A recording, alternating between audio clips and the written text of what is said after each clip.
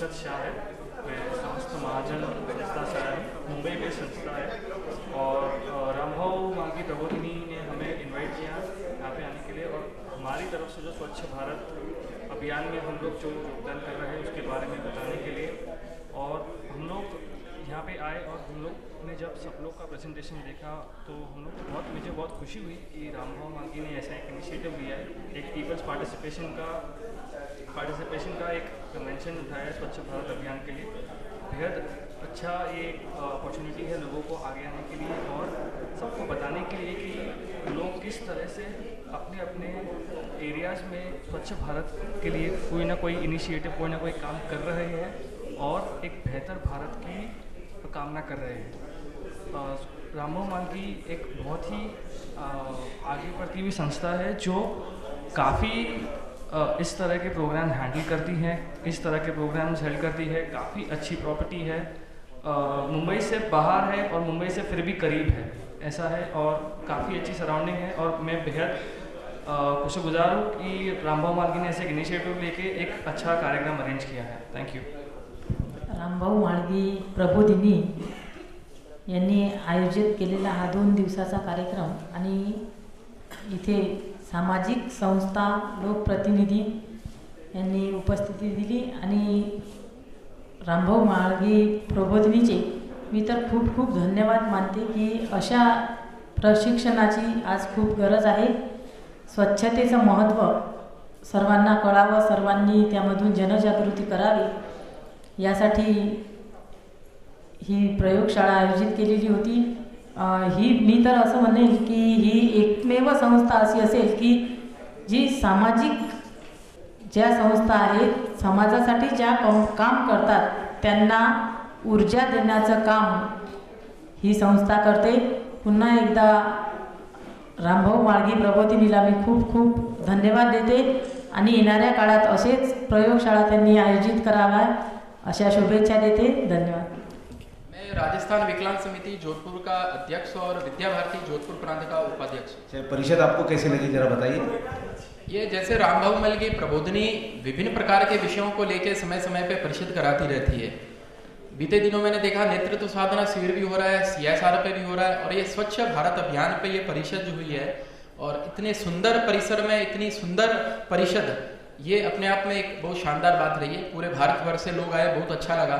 यहाँ पे आके कई नए तरह के नारे, सत्यमेव जयते तो हमने सुना था, स्वच्छमेव जयते, कचरा आपत्ति नहीं संपत्ति है, डोंट वेस्ट द वेस्ट। तो इस प्रकार यदि हम सभी नागरिक, जैसे कि कई वक्ताओं ने बताया कि हम जैसे पूरा भारत हमारा है, यहाँ के खेत खलियान बिल्डिंग्स, यहाँ के पुरातत्व सब हमारे हैं, तो यहाँ का कचरा भी हमारा है और कचरा को आपत्ति नहीं मानकर संपत्ति मानकर और हम इस प्रकार से कचरा का डिस्पोजल करके और किस प्रकार से आमदनी के अंदर उसको काम में लिया जा सकता है, ये 2 दिन की कार्यशाला में जो हमें सीखने को मिला, ये अपने आप में अद्भुत है, विलक्षण है।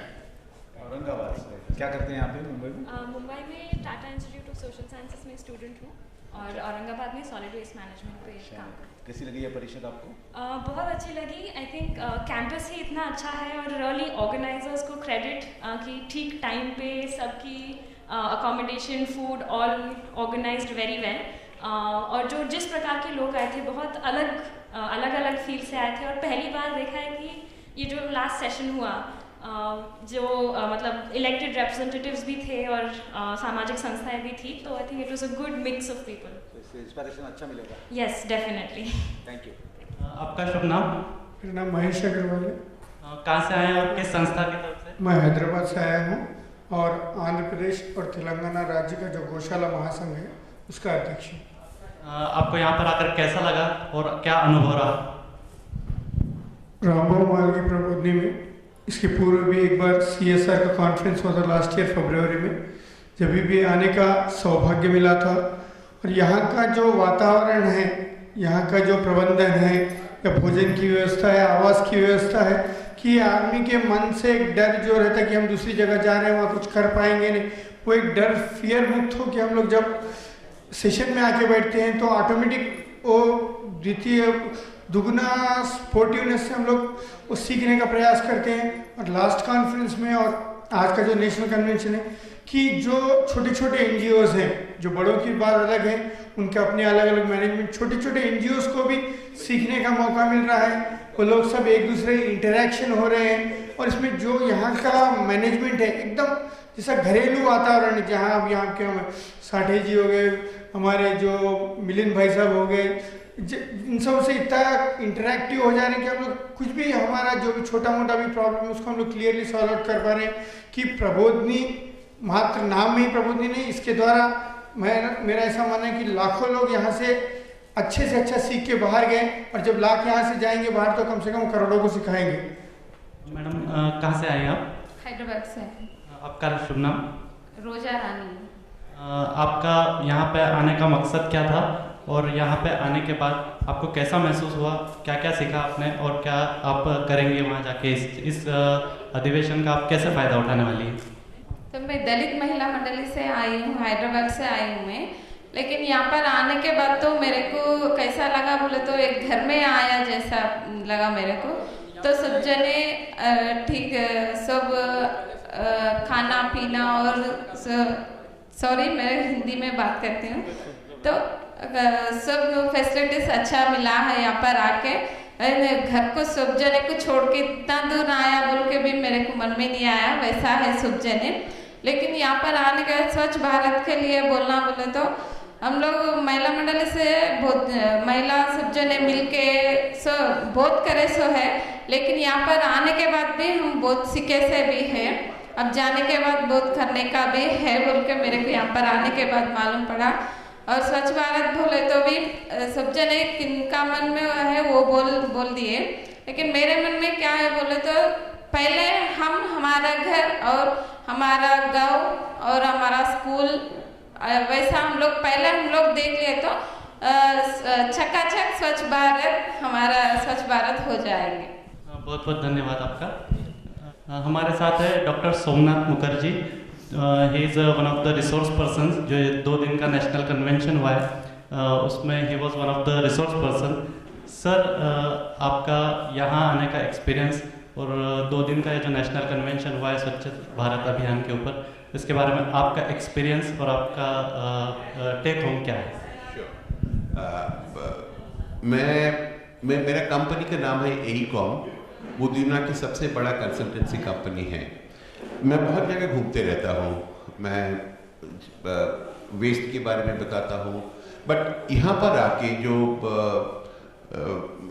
नेशनल कन्वेंशन वेस्ट मैनेजमेंट के लिए जो आपने किया है वो बहुत ही, आपका प्रयास बहुत सफल रही and I am very inspired with this. हम जब बात करते हैं हम टेक्निकल आदमी से बात करते हैं, बट यहाँ पर जब आए हैं देखें जो गांव में काम करते हैं, जो फील्ड में काम करते हैं, जो शहरों में काम करते हैं, सब आए हैं। उनके साथ बैठ के उनके साथ बातचीत करके उनका समस्या समझना और उनके सुझाव देना, ये बहुत ही मेरे को अच्छा लगा। I wish all the success for you. Thank you. आपका शुभ नाम? प्रशांत। कहाँ से आए हैं और इस अधिवेशन के बारे में, इस नेशनल कन्वेंशन के बारे में आपको क्या महसूस हो रहा है? मैं केरला से आ रहा है। यहाँ मैंने आने का टाइम पे यहाँ गेट के सामने मैंने देखा आत्मो दीपो भवा, वही यहाँ चल रहा है। भारत के लिए समाज सेवन करने के लिए प्रशिक्षण करके इसे बना रहा है, इसे दीप बना रहा है। वही मैंने यहाँ आने के टाइम पे देखा। यहाँ तो हॉस्पिटलिटी मैनेजमेंट टीम सब अच्छा है। तो got that much of inspirational things from here. Thanks Prashant. आपका शुभ नाम? मैं नेहा गिरीश कंदलगांवकर। आप यहाँ किस संस्था की तरफ से आई हैं और आपने यहाँ आने के बाद आपका क्या अनुभव रहा और आप रामभाऊ मार्गी प्रबोधिनी के बारे में आपका क्या ओपिनियन है? सबसे पहले रामभाऊ मार्गी प्रबोधिनी का बहुत बहुत धन्यवाद करना चाहती हूँ। स्वच्छ भारत अभियान के ऊपर जो प्रबोधन कार्यक्रम लिया है उसमें बहुत सारे चर्चाओं में से ऐसे ही समझ में आता है कि क्या क्या अभी फेस करने पड़ते हैं प्रॉब्लम्स। और उसके ऊपर के जो भी सॉल्यूशंस है, जो सामान्य नागरिक को समझना या फिर उसको करना, ये सब बहुत डिफ़िकल्ट जाता है। लेकिन जो चर्चा यहाँ पे की गई है, उसके ऊपर जो सॉल्यूशंस दिए गए हैं, उसके माध्यम से लेमैन लैंग्वेज में ये सब चीज़ समझाई गई है और वो बहुत प्रबोधनकारक है। Thank you. स्वच्छ भारत इस विषय पर आयोजित इस 2 दिन की राष्ट्रीय परिषद के समापन सत्र में हम सब यहाँ एकत्रित हुए हैं। मंच पर जो महानुभाव है उनके अत्यंत संक्षेप में मैं आपको परिचय देता हूँ। मेरे बगल में ही बाई ओर बैठे माननीय श्री अजित फडणीस पुणे से है। पानी के अलग अलग पहलुओं पे पूरे देश भर में आप प्राइमूव करके संस्था है आपकी, जिसके आप निदेशक हैं, उस माध्यम से आप कार्यरत हैं। उनके बगल में बैठे नीलेश कुलकर्णी 2 दिन हम सबके सामने रहे। इस पूरे राष्ट्रीय परिषद का संयोजन जिनके माध्यम से हुआ, इसे हमारे बीच उपस्थित है श्री पोपटराव जी पवार, जिनको हमने सुबह सुना भी है। उनका अपना एक कार्य भी है महाराष्ट्र के नगर ज़िले में। फिर रविंद्र जी साठे, मालगी प्रबोधिनी के कार्यकारी निदेशक, डॉक्टर मेधा सोमैया, जो कि मुंबई के एक विद्यालय में अध्यापिका है। भारतीय जनता पार्टी के NGO सेल की आप कन्वेनर हैं और इस राष्ट्रीय परिषद की आयोजन समिति के आप सम्माननीय सदस्य हैं। भारत भूषण जी इंदौर से है, स्वयं का व्यवसाय है और रामभाऊ म्हाळगी प्रबोधिनी से गत कई वर्षों से जुड़े हैं। इस राष्ट्रीय परिषद की आयोजन समिति के भी अब सम्माननीय सदस्य रहे।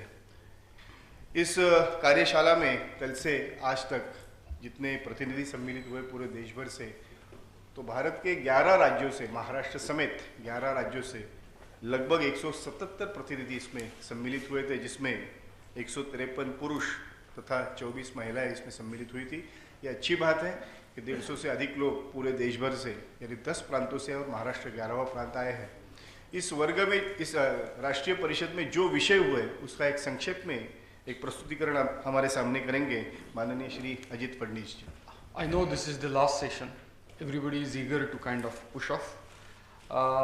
व्यासपीठावरील मंच पर उपस्थित आदरणीय व्यक्ति और मेरे साथियों, हम लोग तकरीबन पिछले 2 दिन से अलग अलग विषयों पर विचार मंथन कर रहे हैं। कुछ वक्ताओं की बात उन्होंने रखी जो हम लोगों ने सुन ली, उसके ऊपर हमारी प्रतिक्रिया थी या जो भी रिएक्शंस थे, इनपुट्स थे, वो दे दिए है। अभी हम लोगों ने यहाँ पे कोशिश ये करी है कि जो 2 दिन का अपना पूरा प्रोसेस हुआ है, उस प्रोसेस में से what are the key takeaways for us, कौन कौन सी चीज़ें हम समझते हैं कि हमें उपयुक्त रहेगी, हमें या अगर किसी और को हम लोगों को प्रेजेंट करना है तो उपयुक्त रहेगी, इनको थोड़ा कंपाइल करने की कोशिश करी है। इसका लॉजिक ये है कि जैसे जैसे चीज़ें होती गई उस टाइप से उसको कंपाइल किया है कि जो कि अभी ख़त्म नहीं हुआ है तो उसका पूरा रिफाइनमेंट बाद में होगा। लेकिन जिस तरह से सेशंस कंप्लीट होते गए हैं उसमें से चीज़ें जो उभर के आई है उनको यहाँ पे डॉक्यूमेंट किया है। सबसे पहली बात ये थी कि एवरीबॉडी अप्रिशिएटेड कि स्वच्छ भारत अभियान में अभी हाईएस्ट लेवल पे जो एक पुश मिला है, इंसेंटिव बढ़ा है और एक मेजर एजेंडा ये बना है, उसकी वजह से इंक्रीज डिमांड है। अब लोगों में रुचि है कि इसमें काम करना चाहेंगे, लोग इसमें सहभागी होना चाहेंगे। वो that has been appreciated by almost all the participants। अब इसमें ये सैनिटेशन चूंकि स्टेट सब्जेक्ट है तो स्टेट्स की जिम्मेदारी इसमें बहुत ज़्यादा है। इम्प्लीमेंटेशन रोल आउट का पूरा जिम्मेवारी उनकी है। So one of the things which emerged was the state need to work diligently to consolidate demand and gear up the systems to respond to that demand by reorganizing processes and also infusing additional human resource which is vital for rollout। हम लोगों ने कल सुना कि महाराष्ट्र का case जो हम लोग देख रहे थे, तो Maharashtra has been constructing around 1000 toilets per day last year every day। Now that has to be tripled। Maharashtra is comparatively progressive state in sanitation, but it's bit difficult or more challenging in some of the other states। तो मुद्दा ये है कि अगर इस challenge को हम लोगों को मीट करना है, if you want to kind of deal with this challenge, probably you need to look at the systemic change। You have to reorganize the processes and you also would need the additional human resource to deal with that। There is a potential sanitation demand and target. अब कल आपने देखा होगा कि एक map बनाया था, जैसे कि महाराष्ट्र का मैप था वो, उस मैप में हर एक तालुका में, हर एक जिला में, हर एक तालुका में क्या डिमांड है। कल बात हुई कि we are talking about around 56 lakh toilets in state.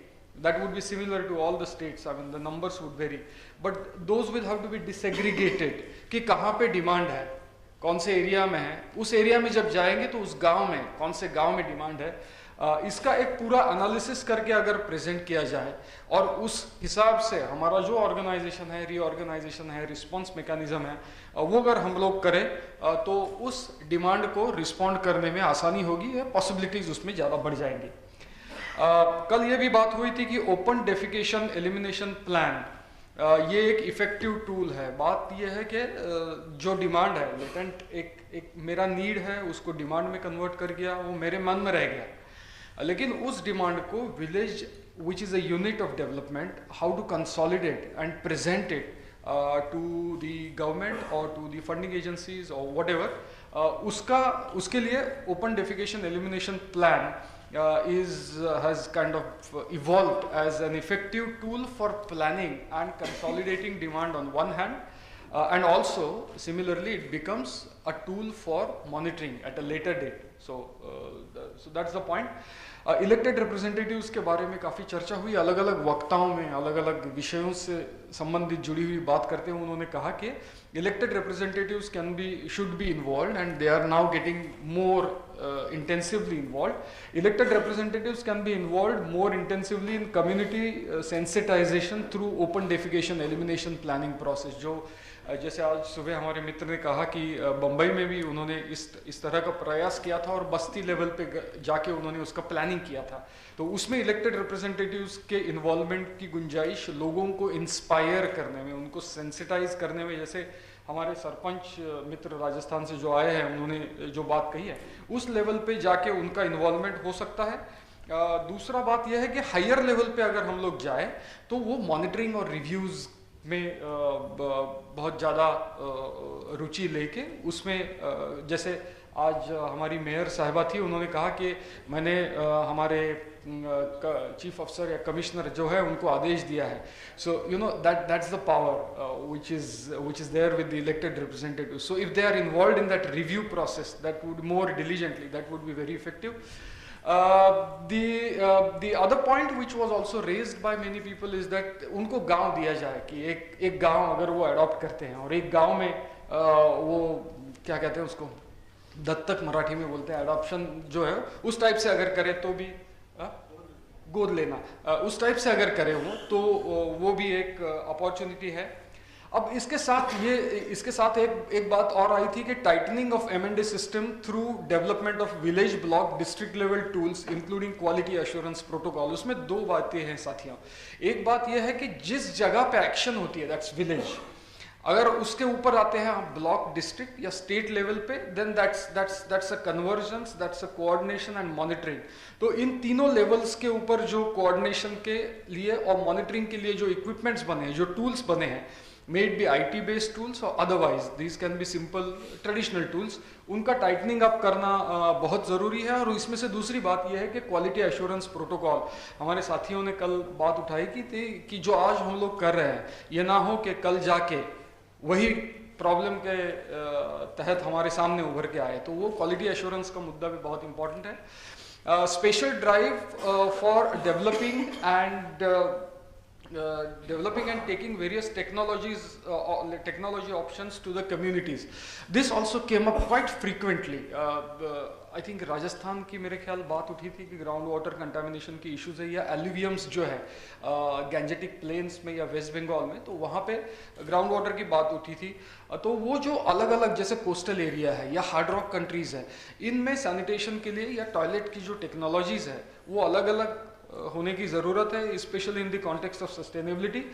So there has to be a specific special drive इस टाइप की टेक्नोलॉजीज डेवलप करें, और वो काफ़ी नहीं है, वो जो टेक्नोलॉजीज डेवलप हो जाएगी उसको लोगों के साथ उनके सामने ले जाए, जो कि उनको ऑप्शंस के रूप में दिखाई दे। So that was one of the things which emerged. The next point is avenues, opening of avenues for creating enabling environment for private sector to participate. जैसे कल हम लोगों ने सुना महाराष्ट्र स्टेट का investment potential based on the targets is around 6,000 crores. That's a big number. 6,000 crores in 5 years is still a big number, and this is only for 56 lakh toilets. So if you can think of 11 crore toilets over the country in 5 years, so you can imagine the size. So that's a big business potential. So why can't we have the processes and enabling environment to have private sectors, entrepreneurs come in and contribute to this endeavor, because this is important, especially looking at the scale and the size both in a given time frame. So that is one of the things which kind of emerged. The next point is sanitation parks, material suppliers. This is again linked to the supply chain. आज मेरे ख्याल हमारे राजस्थान के साथी थे, उन्होंने फिर से दोबारा इसको दोहराया था कि ये सैनिटेशन की डिमांड अगर है और उसको अगर रिस्पांस नहीं मिलता है तो that is more dangerous, that's more harmful. So you need to gear up the system, और उसको सिस्टम को गियर अप करने के लिए फिर आपको इन सब चीज़ों के बारे में सोचना पड़ेगा. सैनिटेशन पार्क हो, मटेरियल सप्लाइड हो, मतलब skill, information, skill and material, इन तीनों चीज़ों के लिए व्यवस्था करनी पड़ेगी, जिससे कि हम लोग जो डिमांड इमर्ज हो रहा है उसको अच्छे से रिस्पॉन्ड करें. Special cell and window for mobilisation of CSR. अच्छा, हमारे भाई संतोष जी है, उन्होंने भी सुबह बात रखी अपनी कि CSR का एक बहुत बड़ा रिसोर्स हम लोगों के सामने उभर के आ रहा है. So there has to be a kind of integrating window at a state level, at a district level to mobilise the CSR resources in the sanitation. One of the key things is you also need to do it at a strategic level. I mean of course at a NGO level or at a BDO or at a district level, this can be talked about. You know, there would be a discussion. But if the message comes from the strategic level, it makes a huge difference. So we are talking about that, and this was also mentioned. Specific efforts to ensure that communication and capacity building strategy plans are in place at various levels, specifically considering local socio-economic and cultural context, focusing on IPC to ensure behavior change. थोड़ा सा लंबा सा sentence हुआ है. इसमें मुद्दा ये है कि जो कम्युनिकेशन की स्ट्रेटजी है वो सिर्फ अगर नेशनल लेवल की, आज I think this chap, what was his name, who gave a presentation, Aadhar Shrikar, somebody made a presentation this morning, and he talked about the efficacy of the tools and the appropriateness of the communication strategies. बहुत सारे वक्ताओं ने इसके ऊपर बात करी. तो वो अलग अलग लेवल पे उसके प्लान्स और स्ट्रेटजीज तैयार होनी चाहिए, उसका मटेरियल होना चाहिए जिसका इफेक्टिव यूज़ इम्प्लीमेंटेशन में हो सके. और लोगों ने ये भी बात करी कि communication is not just kind of talking to the mass but also interpersonal communication, जो आपने भी आपके presentation में बात करी थी. Special capacity building of various stakeholders ranging from CEOs to Gram Sevak, NGOs, CBOs is necessary to continuously keep sanitation response machinery charged. You know साथियों, जो महाराष्ट्र का आपको याद होगा, गार्गे बाबा अभियान was a very successful intervention by government of Maharashtra. बहुत एक माहौल बना था, एक बहुत ही मतलब इंटेंसिटी से लोगों ने काफ़ी काम करा था, लेकिन इसको कंटिन्यूअस रखना, उसको इसके लिए इनके कैपेसिटी बिल्डिंग की ज़रूरत है. और कैपेसिटी बिल्डिंग ये सिर्फ ये ना हो कि जो फील्ड लेवल पे काम करते हैं उनके कैपेसिटी की बात करें, क्योंकि इसमें रोल्स तो अलग अलग लोगों के हैं. जैसे CEO का रोल है, वैसे ही ग्राम सेवक का रोल है, वैसे सरपंच का रोल है, जैसे MLA का रोल है. तो ये इसका सिस्टम का एक बनाना पड़ेगा और उसका ख्याल रखना पड़ेगा. एक इसी संबंध में और एक विषय आया था कि सैनिटेशन, आज सुबह मेरे ख्याल से आपने बात उठाई थी कि आज पॉलिसी मेकर्स नहीं है, कुछ बातें उनके सामने रखनी है हम लोगों को. तो वो ये जो इंटरेक्शन है कि जो इश्यूज है वो उसके लिए, उसकी बात करने के लिए प्रोसेसेस जो हुए हैं, उसमें जो इनोवेशंस हुए हैं, उसके बारे में बात करने के लिए एक sanitation round table for review processes and policy and interactions with various stakeholders is necessary. It can also look at the process innovations which do not get documented in a structured manner. आज सुबह के presentation में भी आया, काफ़ी जगह पे लोगों ने experiments किए, काफ़ी सारा काम किया है, लेकिन उसको structured तरीके से document करके सामने रखे so that it can be used, contextualized accordingly. Systematic efforts at state level like operational manuals can be helpful to accelerate the program. कल जो principal secretary government of Maharashtra आए थे, उन्होंने कहा कि किस टाइप के टूल्स उन्होंने बनाए हैं जो कि अभी इम्प्लीमेंटेशन में यूजफुल है, जैसे मैनेजमेंट टूल्स होंगे, मॉनिटरिंग टूल्स होंगे, प्रोसेस के लिए गाइडलाइंस होंगी, व्हाटएवर। और इसका एक पूरा अगर ऑपरेशनल मैनुअल बने कि अगर हम लोग जैसे I mean you if you get into the industrial area, तो अगर मास स्केल पे कुछ काम करना है तो उसके स्टैंडर्ड ऑपरेटिंग प्रोसीजर्स होते हैं, उसके गाइडलाइंस होते हैं, हर एक सेक्टर में होते हैं। उस टाइप का ऑपरेशनल मैनुअल और टूल्स की बात आई थी, वो यहाँ पे मेंशन करी है। Specific studies for visualizing the potential adverse impact of toilet construction on water table. This is kind of, I have just taken an example because this was debated in the meeting, and there are certain issues on which you need to have specific studies to, especially in the context of the sustainability and the impacts, potential impacts at a later date. A technical person power for sanitation program is weak and needs to be strengthened. This was again kind of talked about a lot by different speakers here. Formative studies for designing contextualized behavior communication strategy plan and material will be useful. I mean, this was raised, I think, yesterday by Anand, that kind of contextualizing and उसको appropriate बनाने के लिए कुछ formative studies अगर करे जाएं तो उसका ज़्यादा effect होता है. So that's the point which is here. Add sanitation and behavior issues in formal education in schools, particularly from primary education. This was also raised yesterday, that it would be good to have it as a part of syllabus or curriculum. Need to review and document process innovations and its dissemination at various levels. This is linked to the point which I mentioned earlier, कि इसका जो process innovations का, जैसे technical innovations का doctor Mashelkar की जो committee है, माशेलकर साहब की, उनकी अध्यक्षता में टेक्नोलॉजिकल इनोवेशंस की तो बात हो रही है, लेकिन प्रोसेस इनोवेशन के ऊपर भी ध्यान आना चाहिए. इसके बाद इंस्टीट्यूशनल सैनिटेशन में एक मुद्दा बहुत इंटरेस्टिंग आया, वो ये था कि religious, spiritual and community places can become nodes of sanitation and models can be built around it. जो हमारे रेलवे से मित्र आए थे, उन्होंने भी बड़ी पैशनेटली इसकी बात रखी, या ST से जो आए थे, MSRTC से, उन्होंने भी बड़ी पैशनेटली इसकी बात रखी थी. उनके नंबर्स तो बड़े हैं, and there can be many more depending on the geography and the context in which you are operating. Acknowledgements, awards of such models will be also valuable, maybe for the individuals, for the institutions, or जैसे Adarsh station, Adarsh Mandir, whatever, I mean that kind of stuff. Railways and state transport corporation, state transport system can become vehicles to take sanitation messages to masses and demonstrate technologies. Both the things, he talked about water, he talked about wastewater yesterday. The numbers are mind-boggling. It's kind of, you don't appreciate generally when we talk about railways, but these are huge numbers. So if that place is used for also demonstrating technologies, it would be useful. They should also have measurable indicators and process protocols for model railway station or bus station, etc. I mean, यहाँ पे उन्होंने भी कहा कि उन्होंने अपने parameters दिए कि हम लोग किसको मॉडल बोलेंगे. He talked about water, he talked about sanitation, he talked about solid waste, he talked about water quality as well. There can be the point here is you can have the kind of standards or indicators. I don't know what, but for these kind of things. One of the things which came to mind of some of the people who were discussing it was kind of, can we say that it's a water sanitation compliant bus station, railway station? It can be village, it can be city, whatever, but that's the point. Evolution of regulations and its enforcement to ensure cleanliness is important and should be ensured. आज के आपके जो presentation थे उसमें भी आपने, किसी ने पूछा शायद पर्ची क्या है.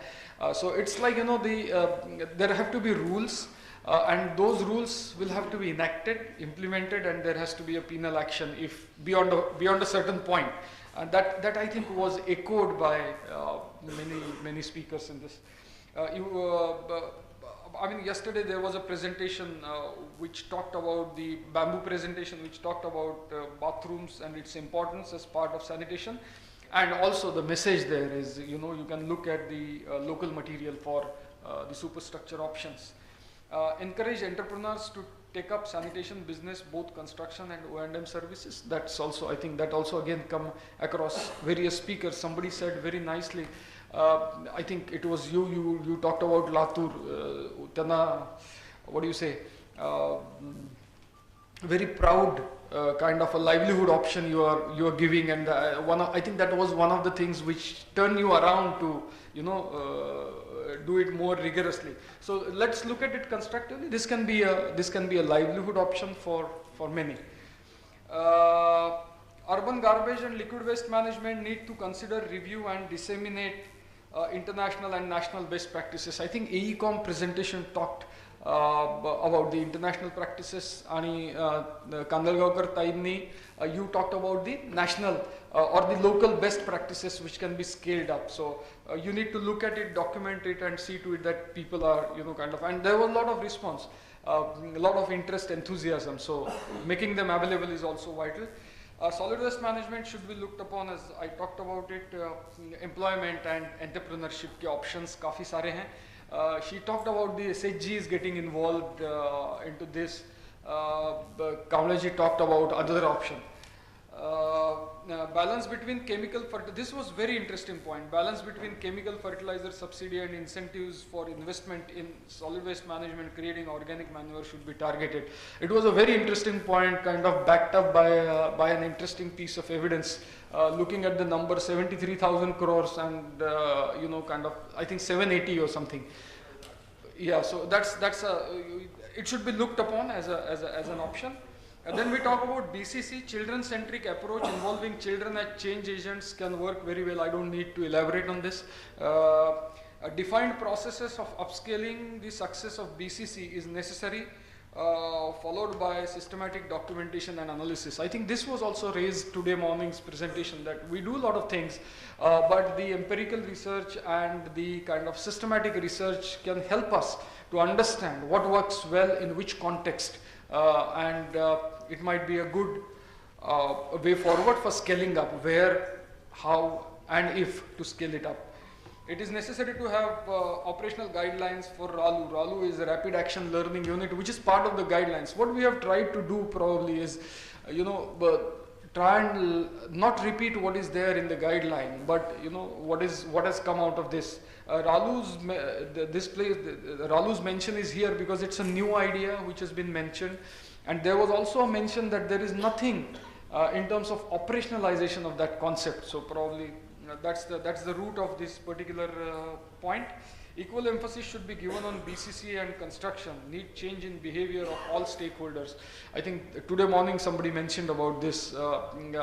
If somebody is investing in sanitation, maybe a corporate or a company or a funding agency, then they should not just look at the hardware part. So they should also talk about the software parts. That's one, and the BCC and this soft side both should get the equal importance.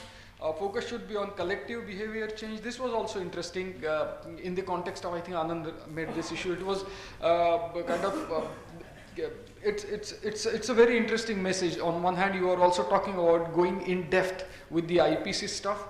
और दूसरी बात यह है कि आप ये भी बोल रहे हैं कि कम्युनिटी को इकट्ठा लाओ, उससे एक मॉरल प्रेशर बनता है, वो कलेक्टिव एक्शन की तरफ जाते हैं तो उसका ज़्यादा रिजल्ट आएगा. Sample behavior change plan should be developed and presented to GOI. I think that was one of the points which was raised. Governing for sanitation, Mumbai example of Basti level interventions, contextualized approach and penal action. It was very interesting. I think these are the three key pillars on which you have built that experiment. Contextualized approach, penal action, and Basti level interventions. So I don't remember the number, but he at the end he came down to 150 houses from the maybe a huge population. So so segregating and going to the lower level so that you can make it effectively is involvement of religious civil servant and police was an idea which was mentioned for can be an effective approach. Child as a messenger, women's involvement is vital. Role of leader is very vital. She can lead effectively. This was Popat Rao's point. baseline information for plan monitoring, use of IT tools can be useful. So these are some of the points which kind of we have tried to compile together, which occurred in the last 2 days processes. If there's something else which you feel has been left out, kindly send an email to Rambhau Malgi Prabodhini's email address and we will take cognizance. Yeah? Thank you very much. Thanks. मैं भाषण करने के लिए नहीं यहाँ पर खड़ा हूँ।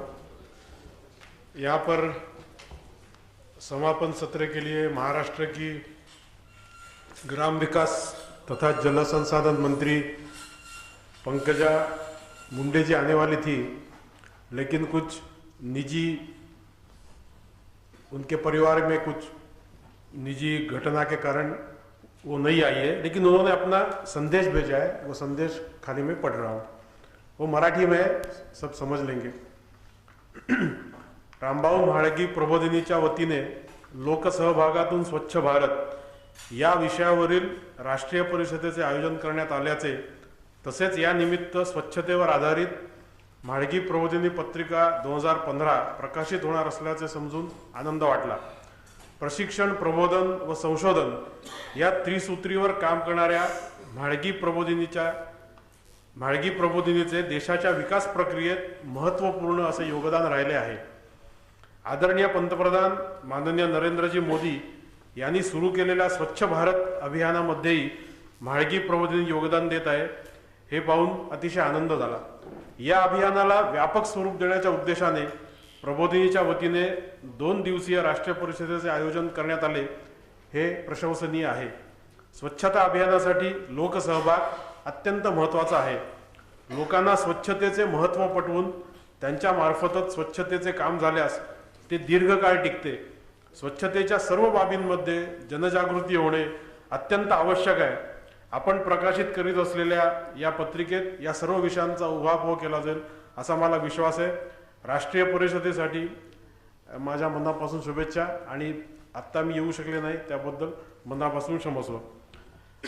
आज यहाँ से हम जा रहे, ये प्रबोधिनी ने ये उपक्रम का आयोजन किया, उसके पीछे यही संकल्पना थी कि ये खाली सरकारी लेवल पर ये कार्यक्रम न हो तो लोगों में जाकर ये मूवमेंट कैसे बने, जन आंदोलन कैसे बने, इसके लिए इस परिषद का आयोजन था। तो आप सब ने इसमें सक्रिय सहभाग लिया, इसके लिए प्रबोधिनी की ओर से मैं आपको धन्यवाद देता हूँ। आप कल से आज तक यहाँ रहे और यहाँ पर सभी सत्र में आपने जो सहभाग लिया, प्रतिभाग लिया, उसके लिए प्रबोधिनी की ओर से मैं कृतज्ञता व्यक्त करता हूँ। एक ही खाली निवेदन मैं आपसे करूँगा कि एक बार प्रबोधिनी के कार्यक्रम में जो आते हैं वो प्रबोधिनी के होते हैं, इसलिए आज से सब हम प्रबोधिनी के हो गए। इसलिए प्रबोधिनी के हर एक उपक्रम में आप अपना प्रतिभाग देंगे ऐसा मुझे विश्वास है। दूसरी बात, शायद कल से किसी ने नहीं बताई होगी, हमारी डॉक्यूमेंट्री आपने देखी कि प्रशिक्षण, प्रबोधन, इसके साथ शोध कार्य, ये भी हमारा एक प्रमुख कार्य है, फोकस है। तो यदि कोई आप में से शोध करना चाहता है, रिसर्च करना चाहता है, तो उसका यहाँ पर स्वागत है। वैसे वायुमंडल पूरा है वो रिसोर्ट जैसा है, लेकिन ये रिसोर्ट नहीं है।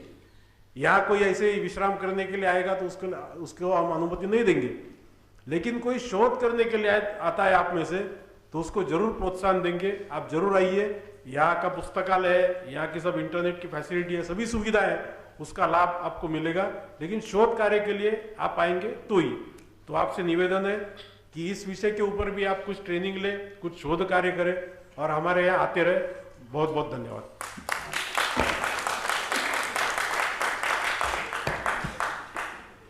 धन्यवाद अजीत जी, धन्यवाद साठे जी। मैं अभी आमंत्रित करता हूँ इस आयोजन समिति की सम्माननीय सदस्य डॉक्टर मेधा सुमैया को कि वे अपना विचार यहाँ रखें।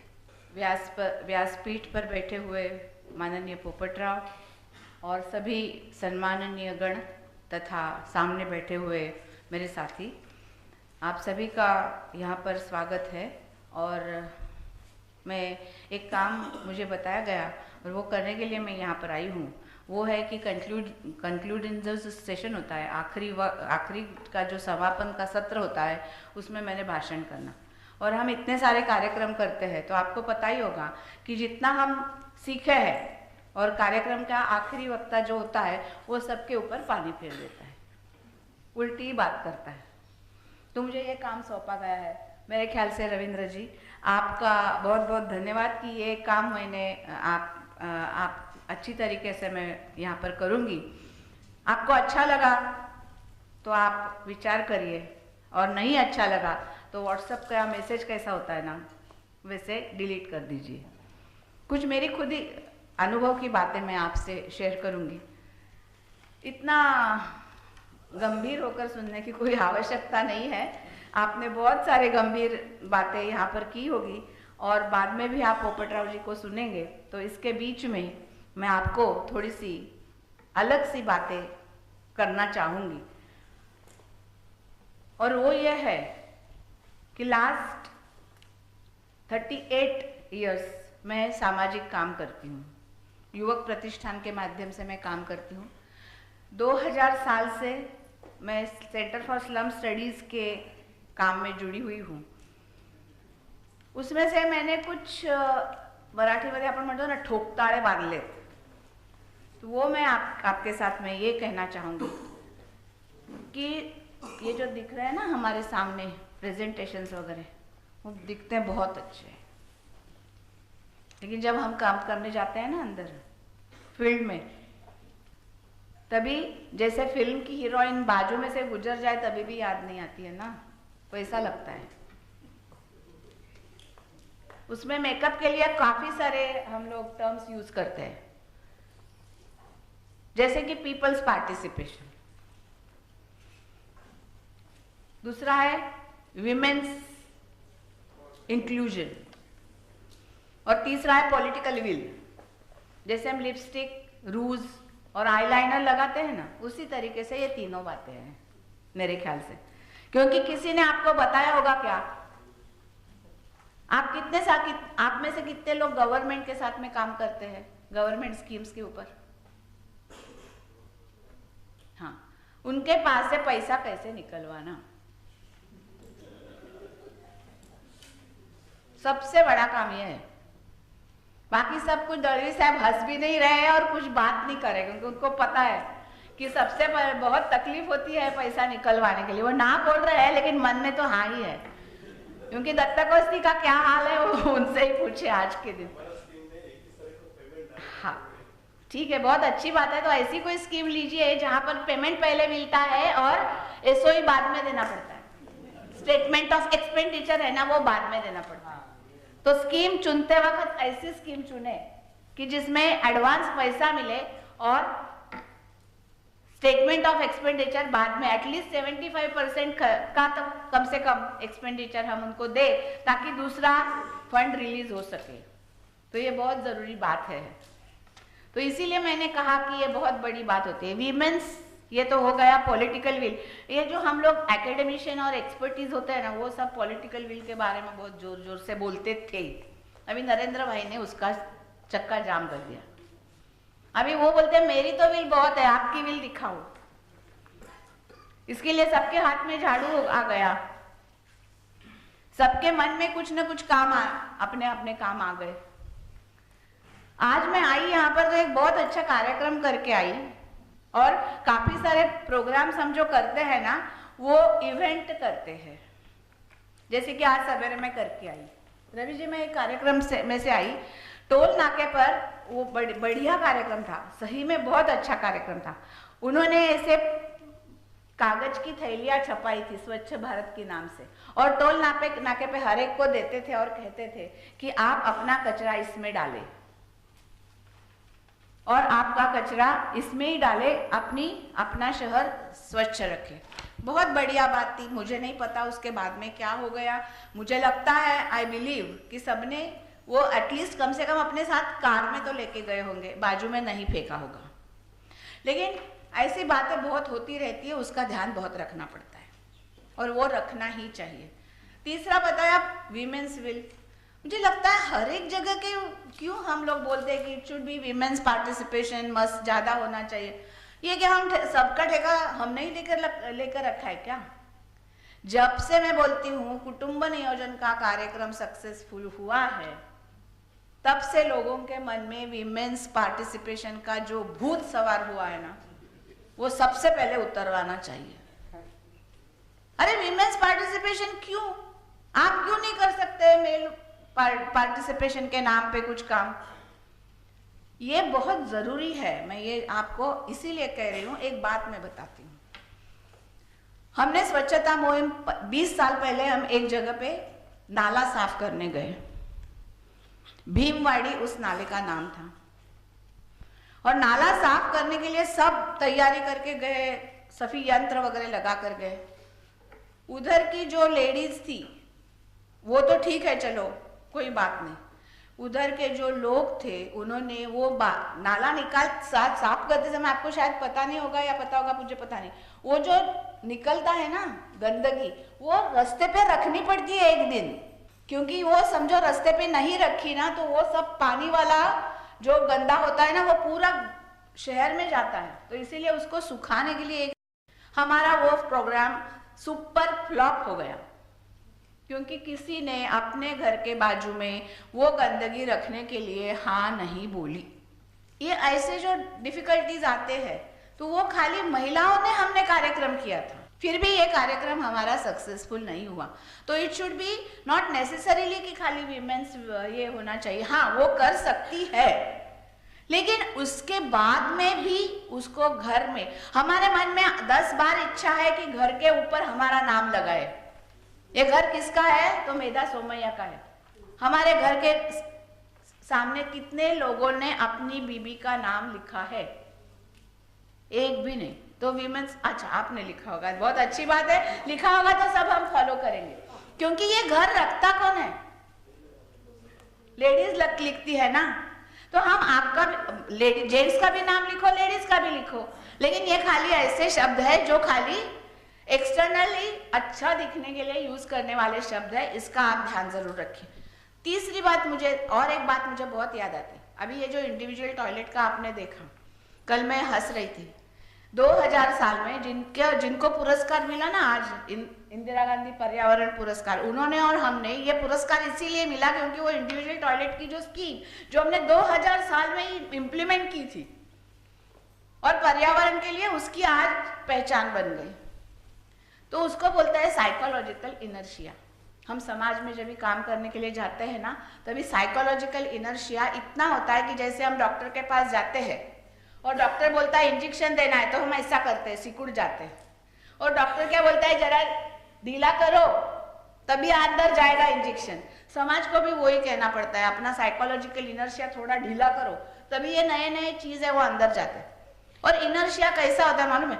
मैं कभी कभी गलती से ये टीका लगा ये बगैर बाहर जाती हूँ, तो लोग बोलते हैं ऐसा, इधर आ जाओ भाभी, इधर आ जाओ। और कोई ऐसा लड़की निकालती है या बाई निकालती है और मुझे इधर टीका लगाती है। मैंने बोला क्या हुआ? कुछ हुआ नहीं था, नहीं मैं भूल गई होगी। नहीं, लेकिन अच्छा नहीं लगता है ना पब्लिक में। ये साइकोलॉजिकल इनर्शिया है। मैंने भी प्रतिभा ताई अभी आई है यहाँ पर, उसको मैंने पहचाना नहीं क्योंकि उसने आज वो चश्मा पहन के नहीं आई थी, उसने लेंस लगाए, तो मुझे याद नहीं आया कि ये प्रतिभा ताई है करके। तो साइकोलॉजिकल इनर्शिया जो होता है उसके कारण हमारे मन के ऊपर जो चित्र बैठा हुआ होता है ना उस विषय का, वही चित्र के साथ में हम चलना चाहते हैं, उसमें थोड़ा सा भी बदल हो तो हम एक्सेप्ट नहीं करते हैं। ये समाज की मानसिकता को भी लेकर चलना पड़ता है। एक बात मैं बताती हूँ, इंडिविजुअल टॉयलेट का तो हो गया, हम जब कम्युनिटी टॉयलेट बनाते हैं, वो जो पुणे एक्सपीरियंस है, अभी आज पुणे के कितने कम्युनिटी सोशल टॉयलेट्स चालू है मुझे कुछ पता नहीं है, लेकिन जब भी मैंने स्टडी की तभी तो 50% बंद हो गए थे। तो वो जो कम्युनिटी टॉयलेट्स जो बनाए थे, तो हमने उनको बोला था उसके ऊपर कि उसके ऊपर आप ये किसी आदमी को ना देना, कोई सीबीओ को दे करके उसके ऊपर आप एक हॉल बनाए और उसमें ट्रेनिंग जो त्रिरत्न में किया और हमने उसमें किया, लेकिन बाकी सब जगह पे नहीं बोला नाही हॉल में उधर बारसं कसं होणार, मग तिथे आपण हे कसं करणार, साखरपुडा कसा करणार, मग झोपायला आम्ही नहीं जाणार। हमने उनको बोला था नाइट शेल्टर करो गवर्नमेंट को, किया नहीं किया। Psychological inertia. तीसरी बात मैं साइकोलॉजिकल इनर्शिया के आपके साथ में शेयर करना चाहती हूँ, जो टॉयलेट के हिसाब से, जो कम्युनिटी टॉयलेट है उसके साथ में हमने उनको हम हर जगह पे एक पानी का बहुत बिल आता है, इलेक्ट्रिसिटी और पानी, तो हमने उनको बोला कि उधर एक बोरवेल करना चाहिए और बोरवेल के साथ में उसको रेन वाटर हार्वेस्टिंग भी करना चाहिए।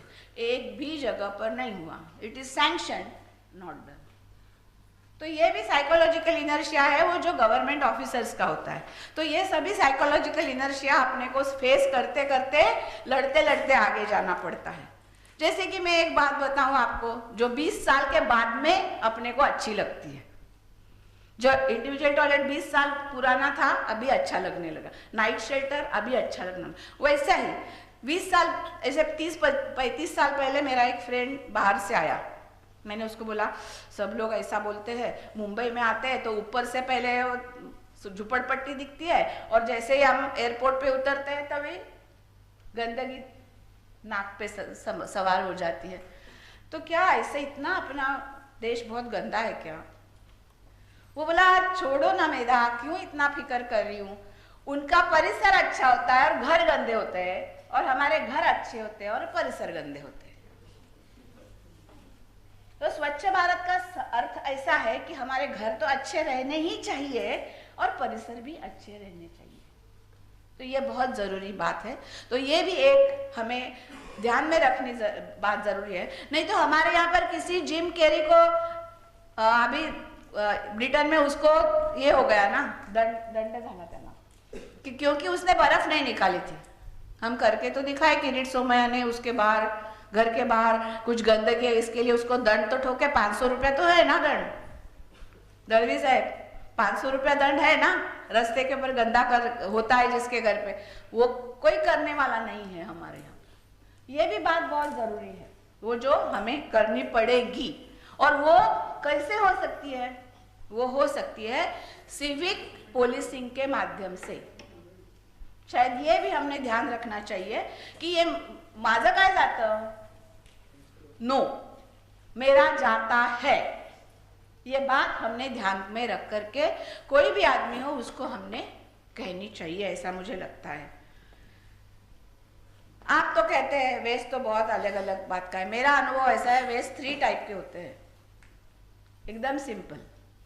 आप बोलेंगे प्लास्टिक है, कोई बायोमेडिकल है वगैरह वगैरह। एक मैन मेड, दूसरा नेचर मेड और तीसरा man and nature made. Man made और नेचर मेड। मैं नेचर मेड के पक्ष में हूं। जैसे हमारी टॉयलेट की लिए जो हमारे जो एक्सक्रीशन है that is nature made waste है, urine is nature made waste. लेकिन नेचर हैज यूनिट्स और they are having system to overcome that waste. Man made waste के लिए भी हम ये बना सकते हैं, थोड़े बहुत सिस्टम्स बना सकते हैं। लेकिन नेचर एंड मैन जब ये एक साथ में होता है ना तो वो वेस्ट तो एकदम खराब में खराब बात है। जैसे कि डायपर, अभी हम लोग डायपर खाली बच्चों के लिए यूज करते थे, अभी सीनियर सिटीजन के भी लिए यूज करते हैं। लेकिन ये डायपर की गंदगी बाहर ना इसके लिए उसके ऊपर प्लास्टिक का कोटिंग देते हैं। अभी वह कैसे साफ की जाएगी मुझे नहीं पता है।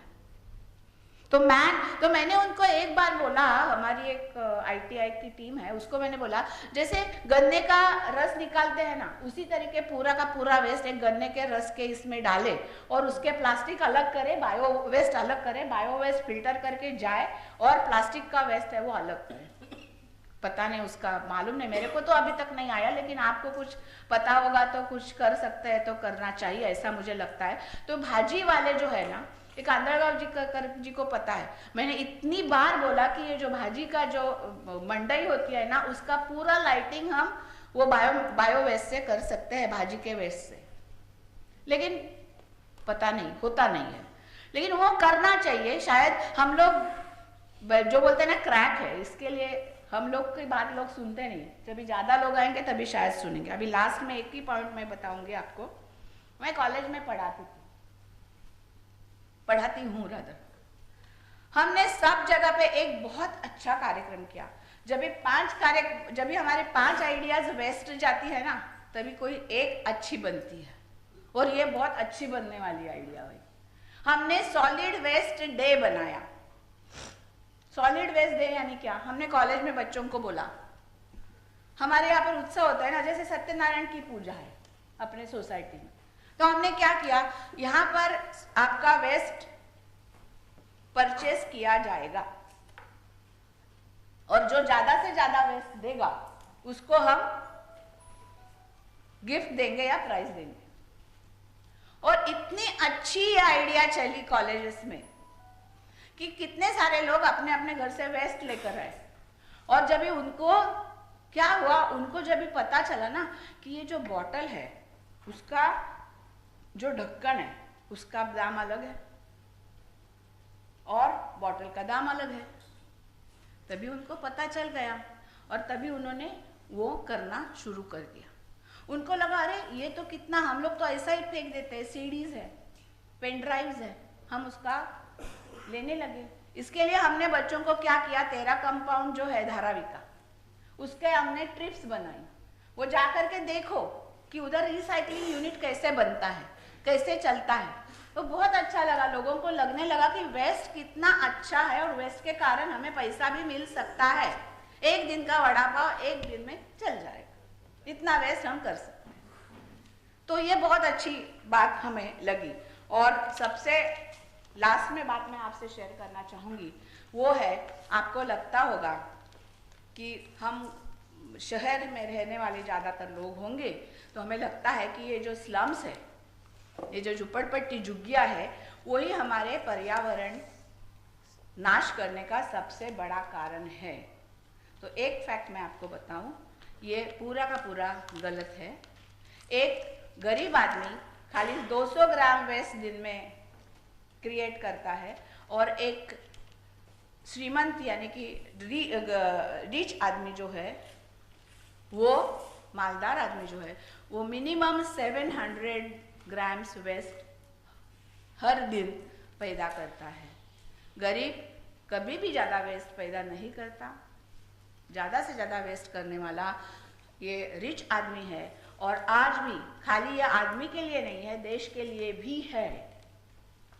तो हम गरीब है, हम डेवलपमेंट के ओर जाने वाले देश है, तो हमने ये ध्यान रखना चाहिए कि हम डेवलप्ड कंट्रीज में शामिल हो जाएंगे, तभी अपना waste creation will be minimum. Thank you very much.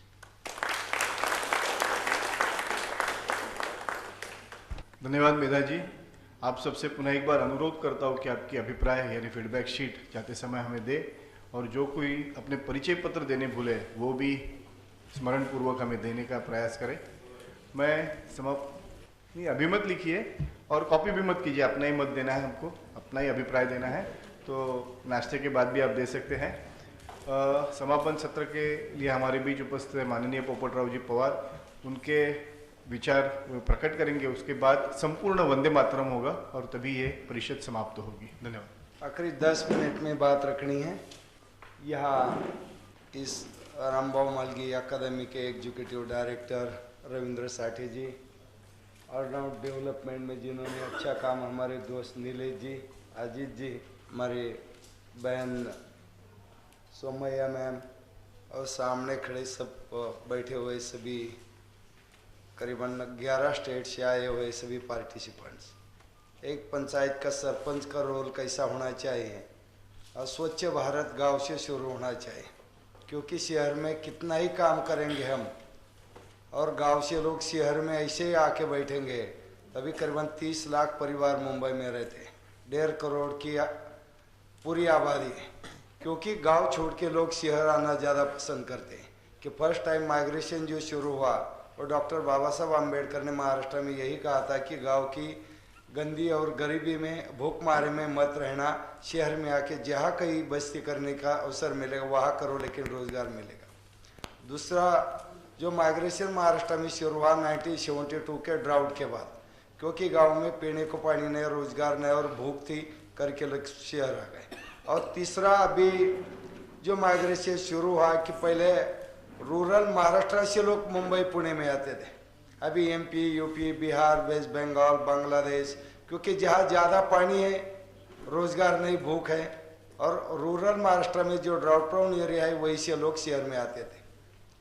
लेकिन मैं आज यहाँ जो बात कर रहा हूँ कि रोज़ जो हिवरे बाजार नाम का जो मेरा गांव है, पीछे 20 साल से सरपंच था, अभी डिप्टी सरपंच हूँ।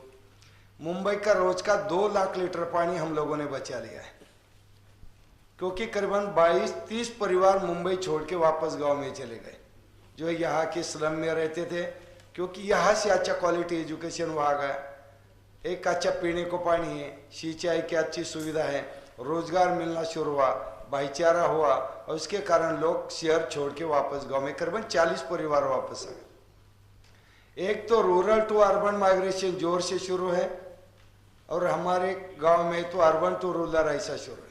एक वक्त था कि गांव में ह्यूमन माइग्रेशन था, अभी south African migratory bird south Africa से हमारे गांव में आते हैं, और 200-300 मिलीमीटर बारिश।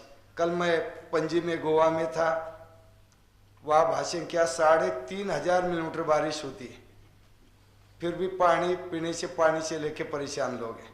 और हमारे गांव में 200-300 मिलीमीटर बारिश होती है, लोग शहर छोड़ के वापस गांव में आ रहे हैं। अगर इसलिए गांधी जी ने कहा था चलो गांव की ओर, ज़्यादातर आबादी और ज़्यादातर भूमि जहाँ है पहले वहाँ काम करो।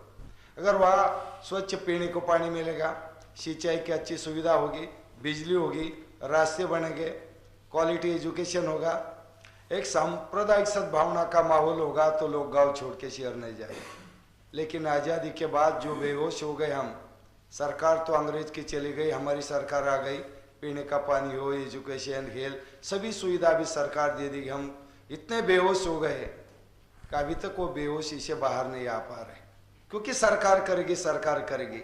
और अभी सरकार ने तो अनाउंस किया, हमारे प्रधानमंत्री जी ने बहुत अच्छी बात 15 अगस्त को कही, स्वच्छ भारत। जब शुरुआत ऊपर से होते है तो अपने आप नीचे स्पीड पकड़ना शुरू हो जाता है। तो एक छोटे से गांव में जो काम हमने किया, वो गांव जहाँ भी पॉवर्टी खत्म हो गई, 3 BPL है, जहाँ भूखमारी के कारण लोग गांव छोड़ के शहर जाते थे। अभी पिछले साल करीबन 14 करोड़ की आमदनी है, उसमें 2.65 लाख 2 करोड़ 65 लाख का रोजगार बाहर के जो फार्म लेबर आए थे उनको दे दिया। एक ही कारण है कि सॉइल वाटर कंजर्वेशन का अच्छा प्रयास हुआ, ग्राउंड वाटर मैनेजमेंट हुआ, क्रॉप मैनेजमेंट हुआ, इसके कारण परेशानी दूर हुई। खाली ये काम नहीं हो, पानी तो आ गया, कैश क्रॉप आ गया, वाटर मैनेजमेंट कैश क्रॉप भी आ गया, ग्राउंड वाटर मैनेजमेंट अच्छा हो। घर घर में शौचालय बनवाए हमने 97 में 100%। जब 2500 रुपये का उस वक्त सेना और बीजेपी की सरकार महाराष्ट्र में थी, 2500 का टॉयलेट फुकट से दे दिया, लेकिन सबने स्नान गृह बना दिया और टॉयलेट यूज करना पसंद नहीं किया, क्योंकि शहर में परेशानी है, जो मेडिकल वेस्ट, सॉलिड वेस्ट के कारण शहर की गंदगी है, और गांव में गांव का कारण है टॉयलेट लोग यूज नहीं करते, और ओपन जो ड्रेनेज है उसके कारण 99% जो वाटर डिसीज है, इसका कारण है टॉयलेट का यूज ना करना और ओपन ड्रेनेज। तो आज हमारे गांव में ऐसा है कि एक मच्छर दिखाओ 100 रुपए ले लो, ये नारा देते हैं लोग गांव में। कब? तभी 2007-8 में बनवाए हमने। आंगनवाड़ी से लेके शुरुआत हो गई। जैसे आंगनवाड़ी है कि एक छोटा सा टॉयलेट, उसका छोटा सा स्पैन, क्योंकि गांव में जो छोटे बच्चे होते हैं अगर टॉयलेट में बिठा दिए तो डर लगता है करके बाहर बैठना पसंद करते हैं। और गांव के दादा दादी ऐसा है कि वो खेती बाड़ी में दूर जाना पसंद करते हैं, लेकिन घर के आसपास में टॉयलेट यूज करना उनको ठीक नहीं लगता। तो हमने शुरुआत आंगनवाड़ी से की और उसका फायदा है anganwadi, primary school, secondary school. अभी वो छोटे छोटे बच्चे ने जब उनको आदत सी लग गई, उन्होंने घर वालों को टॉयलेट में बिठा दिया। आज किसी को बताने की जरूरत नहीं, क्योंकि मैंने बहुत नज़दीक से सैनिटेशन की मूवमेंट देखी। एक तो पहला है टारगेट देना है, टॉयलेट कंस्ट्रक्शन एक है, लेकिन सबसे महत्वपूर्ण बात है कि टॉयलेट यूज करने की जो साइकोलॉजी है ना, वो सबसे इम्पोर्टेंट है। खाली टॉयलेट बना दे, और टॉयलेट बना दिया, यूज किसने करना है? तो मूवमेंट बनती है, लेकिन यूज करने के कारण वो वापस जीरो पे आ जाते।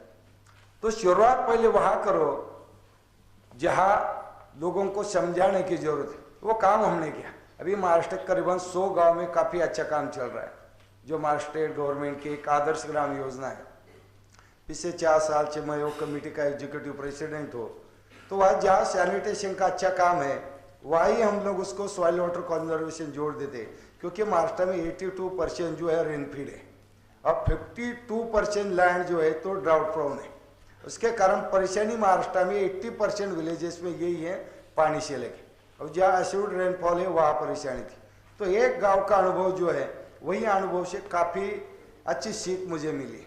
तो वहाँ लोगों को समझाना, एक 10 मिनट का वक्त है मेरे पास, प्रेजेंटेशन तैयार है, एक 5 मिनट में आपको थोड़े होरे बाजार लेके जाता हूँ। आप में से कौन कौन लोग आके गए, होरे बाजार देखा है आपने? हाँ, थोड़े जो महाराष्ट्र में है उन लोगों को बताए।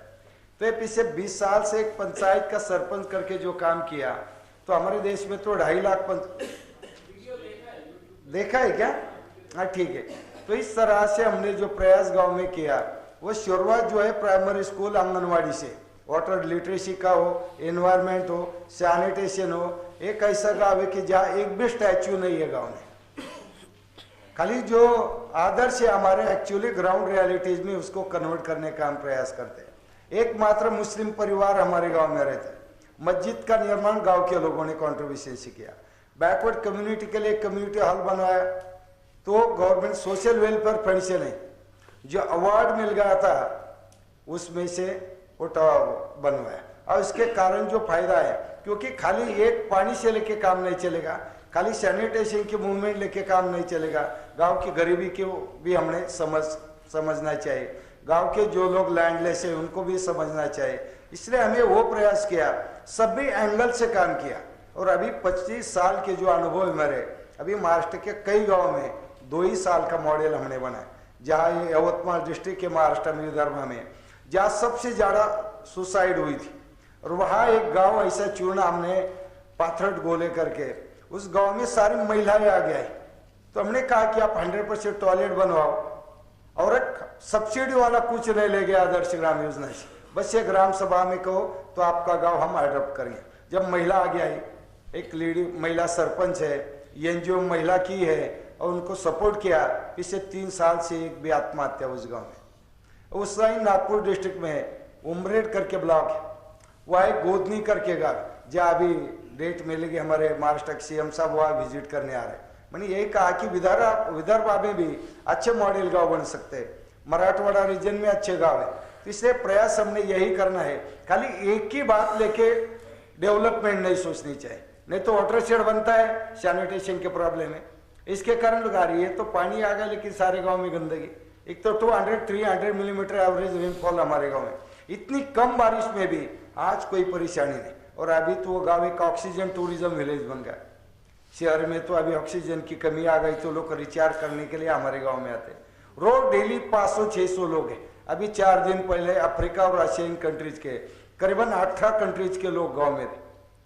और जैसे इतने लोग क्यों गांव में आते हैं, तो यही है कि सभी एंगल से काम किया है। जैसा कि हमारा SMS1 का एक नेटवर्क, अगर जंगल में कहीं आग लग गई तो एक 10 मिनट में एक SMS चला जाता है, तो विथिन 10 मिनट्स करीब 200-300 लोग जंगल में आग बुझाने के लिए आ जाते हैं। एक की एक सरकार कोई नहीं, हम ही सरकारी हम टैक्स देते हैं, तिजोरी में चला जाता है, बजट बनता है, स्कीम बनती है, गांव में आता है, उसको कहती है गवर्नमेंट का है, हमारा कुछ नहीं। तो यही लोगों को समझाने की जरूरत है, सरकार कोई नहीं, हम ही सरकार है, और हमारा जो टैक्स है बस उसके ऊपर सुपरविजन का काम करते हैं, और क्वालिटी के रिजल्ट है। अब इसके कारण परेशानी दूर हो गई। तो ये प्रयास हमने किया है। तो इसके कारण जो अनुभव है, सारी टीम 97 से मैं रामभाऊ मालवीय अकादमी के साथ जुड़ा, करीब 17-18 साल हो गए। तभी से अलग अलग प्रोग्राम में यहाँ आना, डिस्कशन करना। तो इसलिए एक प्रयास की एक अच्छा, यहाँ का जो माहौल तो अच्छा ही है, लेकिन यहाँ जो सीख मिलती है, पूरे भारतवर्ष में बहुत अच्छे लोग एक्सपर्ट्स है यहाँ आते। तो इससे आपको भी पिछले 2 दिन से काफ़ी अच्छी सीख मिली होगी। यहाँ तो बहुत अच्छा सुभाष दलवी साहब यहाँ है कि शहर में, इतने बड़े मुंबई शहर में कैसा काम करना है स्लम एरिया में, ये भी सोचने वाली बात है। और कल के कुछ एक्सपर्ट्स हो गए। तो इसलिए आपने यहाँ से जाने के बाद कितने लोग शहर से है आप में से? हाँ, ज्यादातर शहर में काम करें, लेकिन रूरल से शहर में आ गए या ग्रामीण भाग से आ गए ना? और गांव में काम करने वाले कितने लोग हैं? ये परेशानी है हमारी। सब शहर में काम करने वाले लोग हैं, गांव में काम करने वाले कमी है, और गांव में काम नहीं होता करके लोग गांव छोड़ के शहर आ गए। एशिया में सबसे बड़ी स्लम, तो अभी 1 से 3 बन गई तो भी पता नहीं चला। कितना काम करोगे आप स्लम में? जब तक गांव में काम नहीं करेंगे तब तक शहर सुरक्षित नहीं रहेगा। और गांव तो अभी बिल्कुल दिशाहीन हो गया, इसके कारण लोग गांव छोड़ के शहर आए। शहर में आ जाएंगे तो शहर की अभी जो कैपेसिटी है तो वो भी खत्म होती जा रही है। तो हमें यही करना चाहिए कि जितना अगर गांव में ज्यादा काम करेंगे तो आत्मनिर्भर गांव बनेगा, गांव आत्मनिर्भर बनेगा तो शहर में आने वाले लोग कम हो जाएंगे, तो शहर भी सुरक्षित बन जाएगा। एक इंडिया बन गया, दूसरा भारत है, और तीसरा इंडो भारत बन गया है। इंडो भारत के अलग प्रॉब्लम है, सही है। तो हमें आगे जाके यही प्लान करना चाहिए, गांव सुरक्षित है तो शहर सुरक्षित हो जाएगा। इसलिए हम सब मिलके जो प्रयास करेंगे, क्योंकि हमारे प्रधानमंत्री जी ने बहुत अच्छी बात की है, 3 बात बहुत अच्छी उनकी लगी है, स्वच्छ भारत की, दूसरी जो है व्यसन मुक्त भारत, और तीसरी बात है सांसद आदर्श गांव। क्योंकि एक पंचायत का सरपंच एक गांव बना सकता है, तो हमारा विधायक क्या कर सकता है? हमारे जो एमपी है वो इससे बढ़िया ज्यादा अच्छा काम कर सकते हैं, क्योंकि 5 करोड़ की राशि हर साल उनको मिलती है। इसलिए हमें यही प्रयास करना चाहिए कि लीडरशिप हमारी अगर सोशल विजन से चलेगी और इन्वॉल्वमेंट जो लोगों की होगी, आम आदमी की सहभागिता, तो अपने आप शहर में भी अच्छा काम बनेगा और गांव में भी अच्छा काम बनेगा। यहाँ मुझे एक आपके सामने बात करने का मौका दिया, इसलिए मैं सबको धन्यवाद देता हूँ और मेरी बात 15 मिनट की यहाँ खत्म कर देता हूँ। बहुत बहुत धन्यवाद पोपटराव जी। हम सब संपूर्ण वंदे मातरम के लिए खड़े रहेंगे।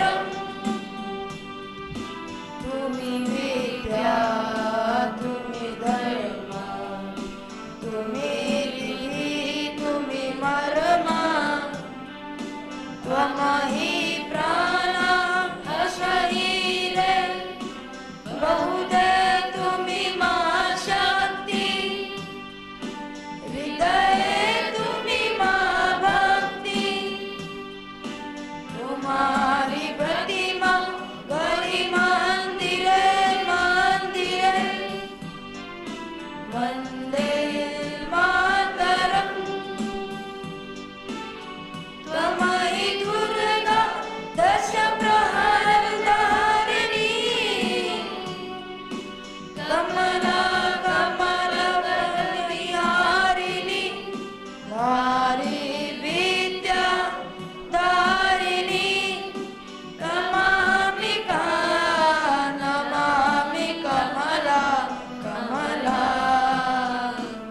सुफलां सुजलां सुफलां मातरम्